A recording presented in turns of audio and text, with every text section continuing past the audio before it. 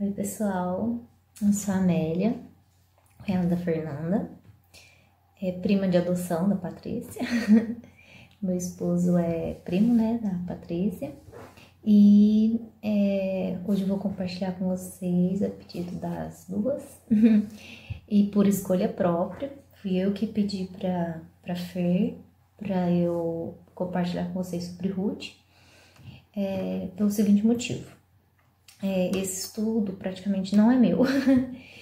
Muitas das coisas que eu vou falar vocês podem encontrar no YouTube. É um estudo que o pastor Emílio Garofalo deu algumas vezes, e ele também transformou isso num livro. Então é um livro muito legal que vocês podem comprar, né?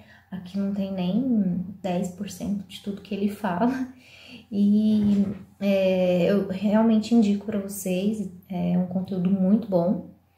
E então, assim, eu vou dar uma visão bem panorâmica para vocês do livro de Ruth, que eu aprendi com o pastor Emílio Garofalo nesse estudo dele, sobre o livro de Ruth. Meu nome é Amélia e espero que a gente possa crescer aí bastante através desse livro. Vamos orar rapidinho? Senhor, peço que o Senhor me use, ó Deus, me coloca, ó Deus, numa posição de humildade diante do Senhor, porque é a sua palavra que vai ser lida, ó Deus, e explicada. E peço que o Senhor me conduza, ó Deus, e use as minhas palavras para edificar, ó Deus, a vida dessas mulheres, ó Deus, que vão ouvir. Em nome de Jesus que eu oro. Amém. Eu vou lendo com vocês, apesar de não ser um livro muito grande, eu realmente gostaria de ler tudo, mas acredito que vai ficar muito extenso. Então eu vou lendo com você assim alguns versículos, tá? E a gente vai conversando sobre isso. Eu vou ler aqui os primeiros versículos só pra gente situar aí sobre o contexto que esse livro de Ruth tá. Nos dias em que julgavam os juízes, houve fome na terra, e um homem de Belém de Judá saiu a habitar na terra de Moabe com sua mulher e seus 2 filhos. Esse homem se chamava Elimeleque e sua mulher Noemi. Os filhos se chamavam Malom e Quilion, efrateus de Belém de Judá, e vieram à terra de Moabe e ficaram ali. Morreu Elimeleque, marido de Noemi, e ficou ela com seus 2 filhos, os quais casaram com mulheres moabitas. Era o nome de uma órfã e o nome da outra Ruth. E ficaram ali quase 10 anos. Morreram também ambos, Malom e Quilion, ficando assim a mulher desamparada de seus 2 filhos e de seu marido. Quando eu era criança, eu não entendia muito bem esse livro de Ruth, apesar de ser um livro pequeno e fácil de ler. Eu não identificava bem assim quem era Ruth, quem era Noemi. Muito provavelmente porque eu não havia lido o livro inteiro, mas também porque nenhum adulto havia sentado, né, lido comigo, me explicado muito bem. Eu via as histórias na EBD, mas sempre ficava essa dúvida na minha cabeça, né? Quem era Noemi, quem era Ruth. Sabia aí que eram dessa história, né, das 2 se abraçando. Isso é uma coisa que ficou bastante na minha cabeça, mas não entendi muito bem esse livro. Depois eu cresci, não só pude ler o livro completo, né, mas eu também casei e comecei a me relacionar com a minha sogra, né, de maneira muito especial, porque ela é uma pessoa muito importante na minha vida e que cuidou de mim de maneira especial em momentos difíceis. Vou dar uma visão panorâmica aqui. Como a gente leu, esse livro acontece no período dos juízes, né? No dia em que os juízes julgavam a terra, no dia em que julgavam os juízes, houve fome na terra. Então aconteceu aí no período dos juízes, uns 1200 anos antes de Cristo. E esse livro é uma ponte entre o livro de Juízes e o livro de Reis, né? Entre esse período aí que os juízes liderava o povo de Israel, e depois quando passa a ser um líder, né, um rei especificamente. É uma história curta, é uma história de amor, né, não parece, mas como eu tinha essa imagem ali da sogra e da nora se abraçando, apesar de não saber bem quem era quem, eu nunca imaginei que esse livro fosse, apesar de tudo, uma história de amor, né? E mais do que isso, é uma história de redenção e é uma história sobre a providência de Deus, né?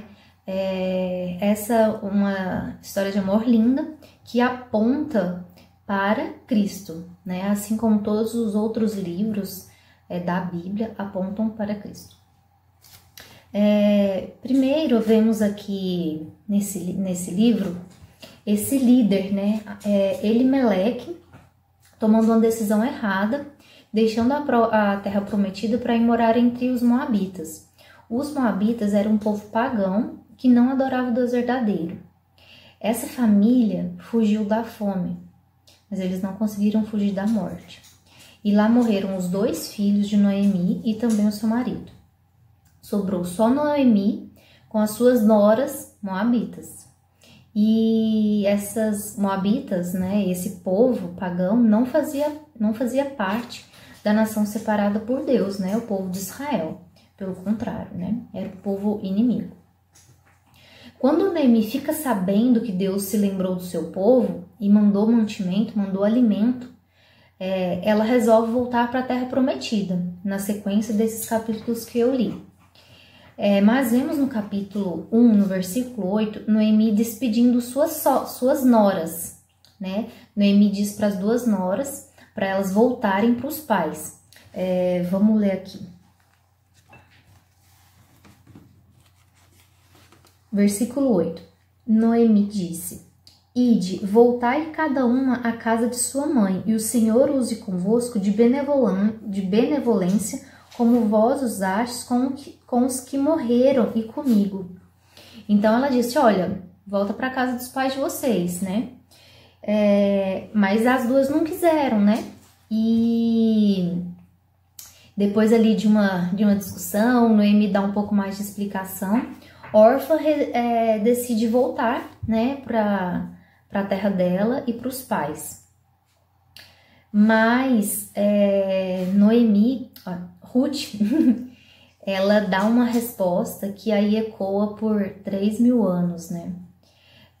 Na verdade, a decisão de Orfa é aparentemente a mais correta, digamos, a mais prudente e humanamente mais aceitável e racionalmente, digamos que ela foi a que ali pensou melhor na situação, né? Noemi diz para elas assim: tornai, filhas minhas, ide vós embora, porque sou velha demais para ter marido. Ainda quando eu dissesse, tenho esperança, ou ainda que esta noite tivesse marido e houvesse filhos, esperá-lo-íeis até que viessem a ser grandes, abster-vos-eis de tomardes marido? Não, filhas minhas, porque por vossa causa a mim me amarga o ter o Senhor descarregado contra mim a sua mão. Então de novo choraram em voz alta. Órfã com um beijo se despediu de sua sogra, porém Ruth se apegou a ela. Então nós vemos aí Órfã tomando uma decisão que é humanamente mais aceitável, né, e racionalmente a mais prudente. Mas quando Órfã faz isso, ela desaparece da história da redenção e ela nunca mais é lembrada. Mas a nossa protagonista não. Ruth, ela dá essa resposta, ela dá uma resposta agora para Noemi, e essa resposta que ela dá é citada até hoje, né, em vários casamentos, assim como uma declaração de amor entre marido e mulher, mas não foi uma declaração de marido e mulher, né? Aqui é uma declaração de uma nora para a sua sogra, né? É Ruth dizendo para Noemi. Vou ler aqui para vocês. Porém, Ruth respondeu: não insista para que eu a deixe, nem me obrigue a não segui-la, porque aonde quer que você for, irei eu. E aonde quer que pousar, ali pousarei eu. O seu povo é o meu povo, e o seu Deus é o meu Deus. Onde quer que você morrer, morrerei eu aí, serei sepultada. Que que o Senhor me castigue se outra coisa que não seja a morte me separar de você. Ruth estava disposta a morrer agora na terra prometida, com o povo escolhido e servindo ao Deus verdadeiro, né? Note que ela diz, o seu Deus é o meu Deus. Essa, além de ser uma demonstração de amor, de ser uma demonstração de voto e de aliança, né? Que ela está dizendo aqui, que o Senhor me castigue se outra coisa que não seja a morte me separar de você. Essa declaração demonstra conversão. A Ruth moabita, agora sendo uma Ruth que faz parte do povo de Deus. Agora ela faria parte do povo da aliança, né? Ruth é uma mulher moabita, estrangeira, que vai agora para a terra prometida abraçar o Deus verdadeiro. Mas fica claro que Noemi não queria muito sua companhia, né? Vamos ler aqui o versículo 18. Olha só o que ela fala. Quando Noemi viu que Ruth estava mesmo decidida a acompanhá-la, deixou de insistir com ela. Tipo assim, então vem, né? Já que tá insistindo demais, então vem. Provavelmente ela estava envergonhada, né? O que o pessoal comenta, o que o pastor Emílio Garofalo comenta, é que provavelmente ela estava envergonhada de chegar com aquela mulher moabita, né? Como a gente sabe, era proibido o povo de Israel casar com outro povo, né? E chegar com essa mulher moabita que não só aparentemente era um erro, né, dos filhos dela, lembrava Noemi desse tempo, né, de um erro que o marido tomou de ir morar entre os moabitas, ser envergonhada, né, tá voltando para lá e tá demonstrando para todo o povo de Israel o erro que o marido dela tomou e o erro que a família teve em morar entre os moabitas, né. E muitas vezes que erramos, também temos vergonha, né? É engraçado, quando nós pecamos, temos que pedir perdão, temos que voltar, talvez para uma igreja que a gente se afastou, né? A gente tem vergonha de voltar também. Mas é muito interessante o que o pastor comenta, que é o seguinte, ele diz, mesmo que isso nos envergonhe, é melhor estar com o povo de Deus do que estar em Moab. Então, mesmo que seja vergonhoso, o melhor é voltarmos, né?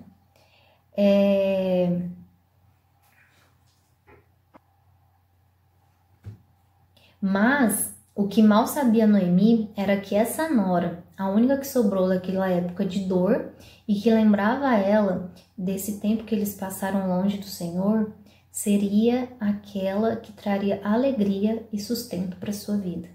Era aquela que traria nova esperança para ela. Esse livro é um livro cheio de demonstração de como Deus age em nossas vidas, de formas que a gente não consegue, às vezes, entender, de maneira que não podemos prever e nem controlar. Assim é a providência de Deus na nossa vida. Ele está mantendo e sustentando todas as coisas, mesmo aquelas que tentamos controlar e não conseguimos, Deus está no controle. Continuando o nosso livro, no capítulo 2, vemos Ruth se dispondo para ir pegar espigas, para ir colher. Ela diz que vai apanhar espigas atrás daquele de quem ela achar graça. Olha só o que ela diz. Ruth, a moabita, disse a Noemi, deixa-me ir ao campo e apanharei espigas atrás daquele que me favorecer. Ela lhe disse, vai minha filha. Ruth agora confiava que Deus estava cuidando dela, né? Ela diz, atrás daquele que me favorecer.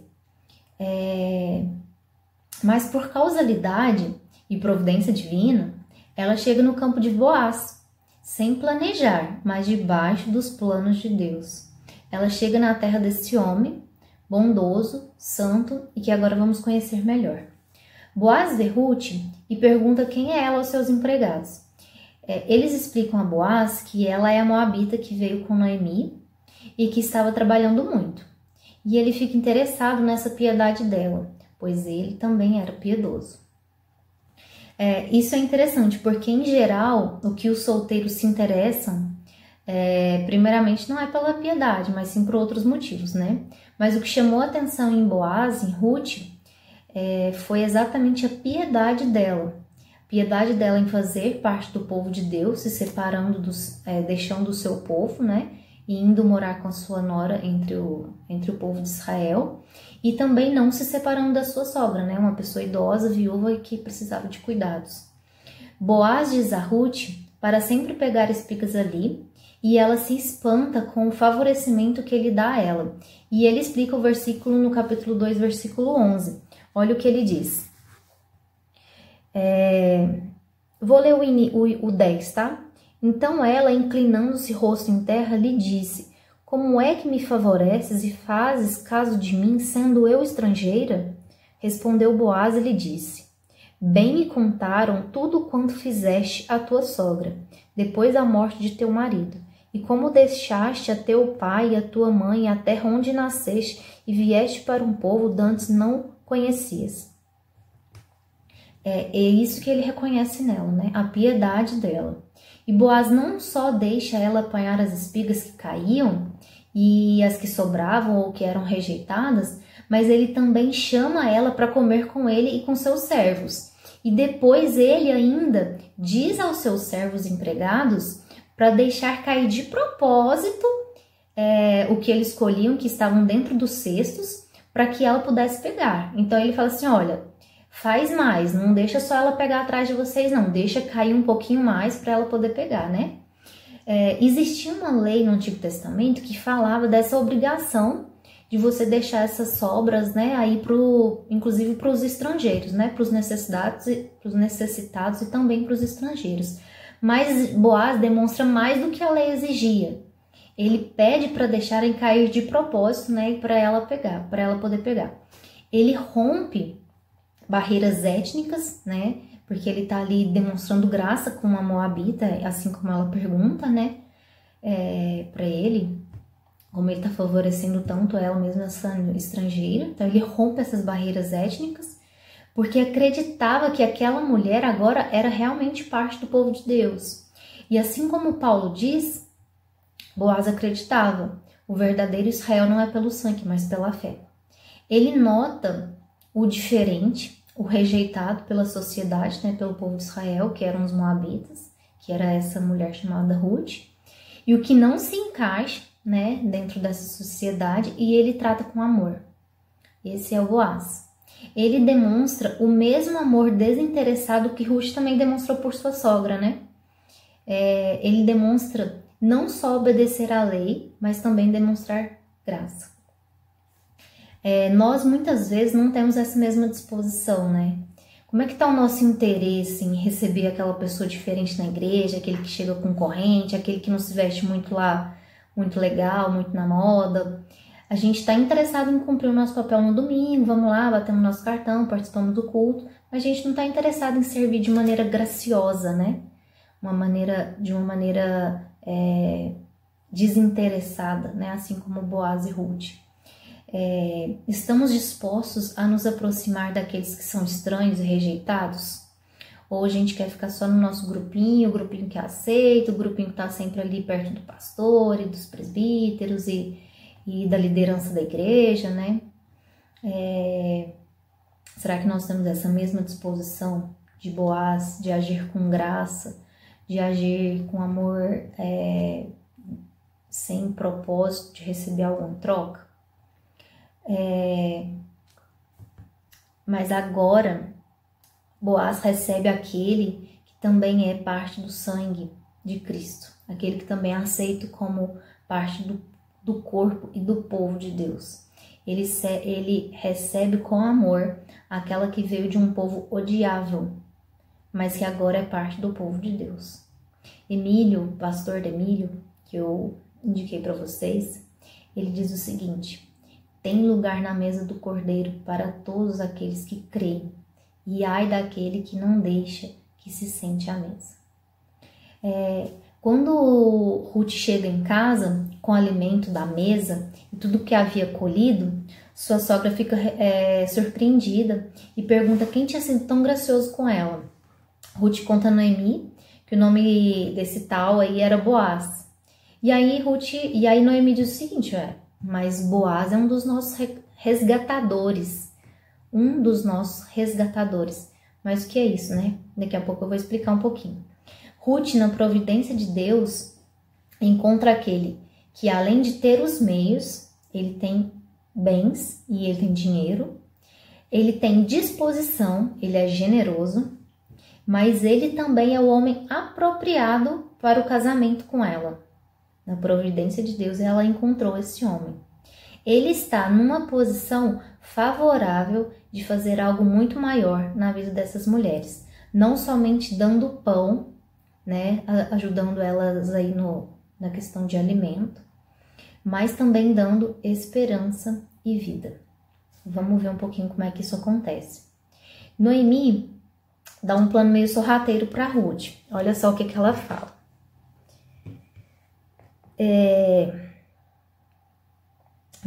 Capítulo 3, vou ler do versículo 1 até o versículo 5. Disse-lhe Noemi, sua sogra: minha filha, não hei de buscar-te um lar para que sejas feliz? Ora, pois não é Boaz na companhia de cujas servas estivesse um dos nossos parentes? Eis que esta noite alimpará a cevada na eira. Banha-te e unge-te e põe os teus melhores vestidos e desce à eira, porque não te des a conhecer ao homem, até que tenha acabado de comer e beber. Quando ele repousar, notarás o lugar em que se deita. Então chegarás e lhe descobrirás os pés, e te deitarás. Ele te dirás o que deves fazer. Respondeu-lhe Ruth: tudo quanto disseres, farei. O que isso significa, né? Eu li esse pedaço aqui, gente, eu ficava assim, gente, não entendi nada. O que essa parte está dizendo? Noemi está dizendo para ela assim, olha, vai chegar o fim da colheita, com certeza ele vai estar lá, vai ter um monte de coisa para fazer, com certeza essa noite ele vai passar lá. O que você vai fazer nessa noite, Ruth? Você vai se ungir, ou seja, vai se preparar como se fosse para um casamento, vai vestir, né, vai dar aquele banho de loja, vai vestir, vai se maquiar, vai ficar linda. E quando ele for deitar, aí o que você vai fazer? Notarás, né, vai ficar ali olhando para onde que ele vai se deitar. Quando ele se deitar, você vai chegar, vai descobrir os pés dele e vai se deitar ali. Ele te dirás o que deves fazer. Ela para aí, né? E Ruth fala, tudo quanto me disseres, farei. Então, ela ia ficar lá de butuca, né? Ficar ali observando. A hora que ele fosse se deitar, ela ia lá. E o que ela ia fazer? Ela ia descobrir os pés dele. E o que isso significa, né? Isso não significa nada demais. Significa o seguinte, que ela ia realmente descobrir os pés dele. Na hora que batesse aquele vento, ele ia acordar com frio, entendeu? E aí, quando ele acordasse, ela estaria ali e ele ia dizer pra Boaz ia dar o fim da história, entendeu? Esse era o plano de Noemi. Mas Ruth faz mais do que a sua sogra pediu para ela, né? Ela conta a Boaz que ele é o seu resgatador. Pede para ele estender a capa sobre ela, assim como a expressão que Boaz falou para ela no capítulo 2. Vamos ver o que Boaz fala para ela no capítulo 2, versículo 11 e 12. Ela pergunta, lembra que ela disse assim, como me favorece, faz caso de mim sendo eu estrangeira? E aí o que ele fala lá para ela? Bem me contaram quando tudo fizeste a sua sogra, teu marido, deixaste teu pai. Mas aí ele continua o versículo 12. O Senhor retribua o teu feito e seja cumprida a tua recompensa do Senhor, Deus de Israel, sob cujas asas viestes buscar refúgio.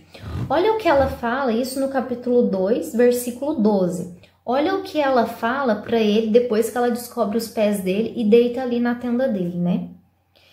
Ele acorda e fala, quem és tu? Ela respondeu, sou eu, Ruth, tua serva. Estende a tua capa sobre a tua serva, porque tu és resgatador.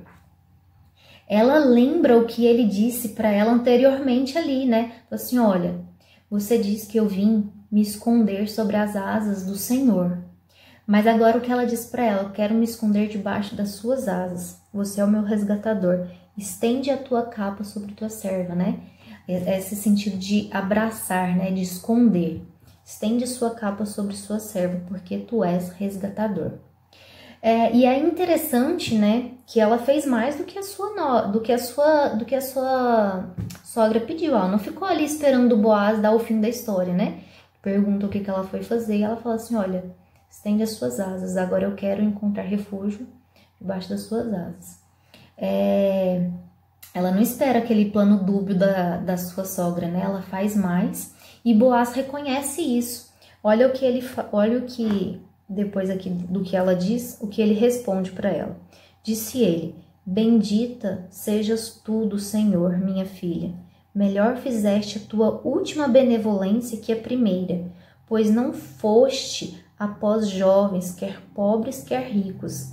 Agora, pois, minha filha, não tenhas receio, tudo quanto disseste eu te farei, pois toda a cidade do meu povo sabe que és mulher virtuosa. Algumas versões da Bíblia, em hebraico, elas organizavam a Bíblia de uma forma diferente. E Ruth, em vez de estar aqui organizada entre Juízes, 1 Samuel, né, que ali começa a história dos reis de Israel, ela está organizada, Ruth, o livro de Ruth, está organizado após o livro de Provérbios. E o motivo é o seguinte: Provérbios termina o capítulo 31 perguntando: mulher virtuosa, quem a achará? E aí temos a história de Ruth, né? Contando depois aí a história dessa mulher virtuosa, chamada de mulher virtuosa, né? Mas voltando à nossa pergunta sobre o que significa ser um resgatador, funcionava assim no Antigo Testamento. Se uma família entrasse em dívida, um parente próximo poderia agir como um resgatador. O que ele fazia? Ele ia lá, pagava a dívida e resgatava aquela terra, devolvendo, né, aquela, seja terra, seja posse, devolvendo isso para a família. Era uma das leis do Antigo Testamento que servia para lembrar o povo que tudo pertence ao Senhor. Parece que isso também estava ligado à lei do levirato. O que era a lei do levirato? Era o seguinte: o irmão mais novo da casa casava com a viúva do irmão mais velho, ou seja, o irmão mais velho casou, faleceu, deixou uma viúva. O filho mais novo, né, digamos assim, o cunhado da viúva, casava com ela para poder dar filhos a esse irmão mais velho, entenderam? Parece que essas duas leis aí tinham ligação, né? Principalmente nesse livro de Ruth, é o que a gente entende que o Antigo Testamento e o povo de Israel ligaram essas duas leis, né? E era isso que o resgatador Boaz se dispôs a fazer. Ele resgataria, né, os bens aí de Elimeleque e se casaria com Ruth. E ele tinha todas as condições para fazer isso, como eu disse, né?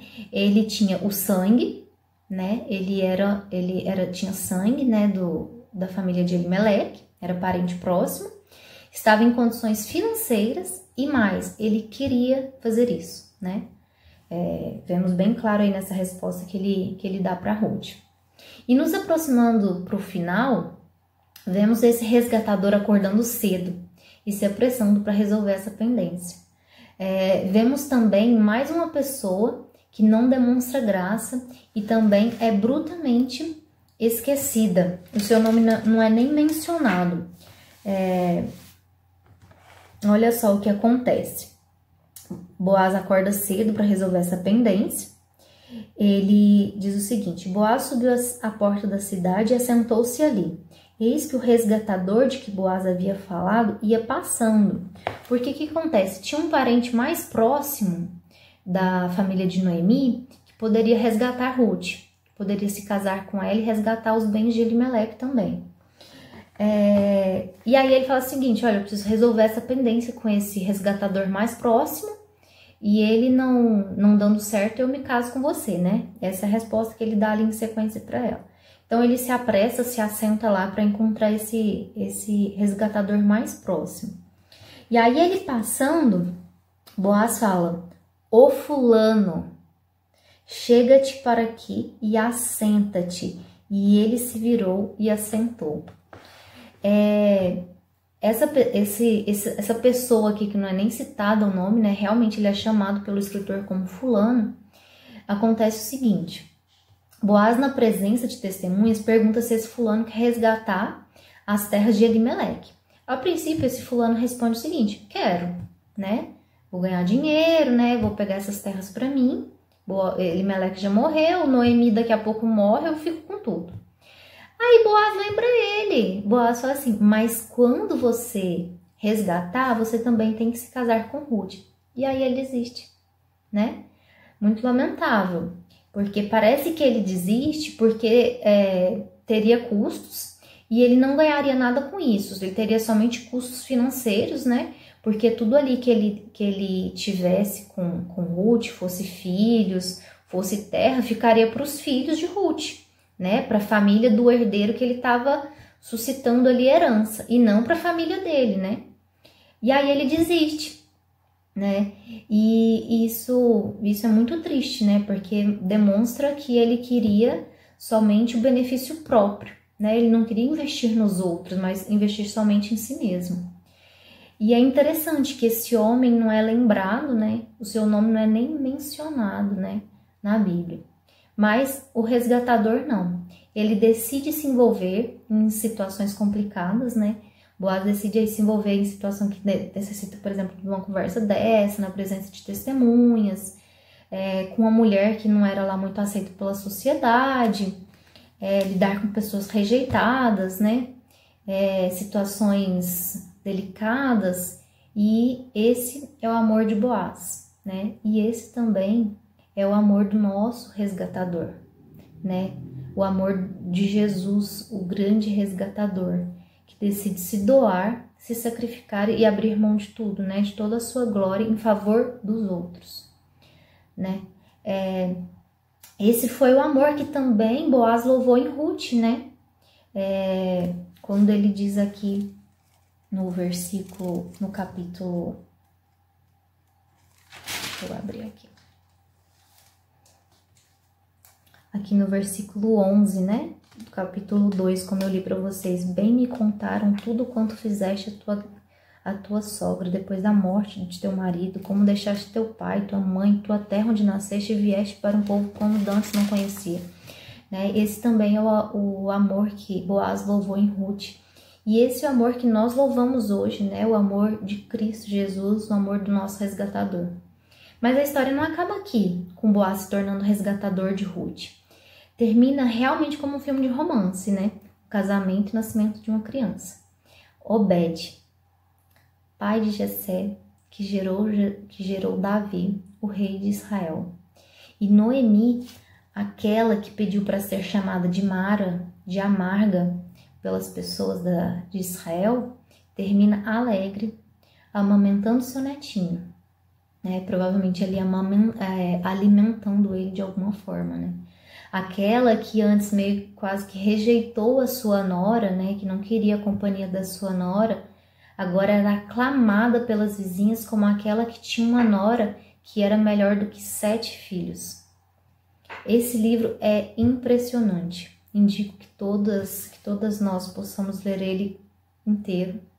É um livro que demonstra a soberania e o plano de redenção de Deus através de séculos, começando aqui nessa história de uma moabita que se converteu, encontrou um resgatador e se tornou bisavó do rei Davi, e mesmo estrangeira participa do plano de nascimento e da genealogia de Jesus Cristo, o grande resgatador do mundo. Assim como Ruth, eu tô tentando aí ganhar o coração da minha sogra. É mais difícil, porque a minha sogra tem 4 filhos, 5 netos, mas eu oro, acima de tudo, né, pela vida dela, e espero que ela possa encontrar em mim, assim como meu esposo, né, meus filhos, as mesmas qualidades que Ruth tinha, né, de procurar abrigo debaixo das asas do resgatador, de amar sacrificialmente e de ser essa mulher sábia e cheia de virtudes. Essa era a mensagem que eu queria compartilhar com vocês.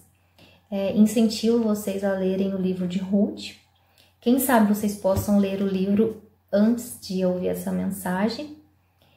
Acredito que seja bem mais edificante para a vida de vocês ter aí o livro todo e aí depois essa mensagem aí para ajudar vocês entenderem e aplicarem na vida de vocês essa mensagem. Um abraço, até mais.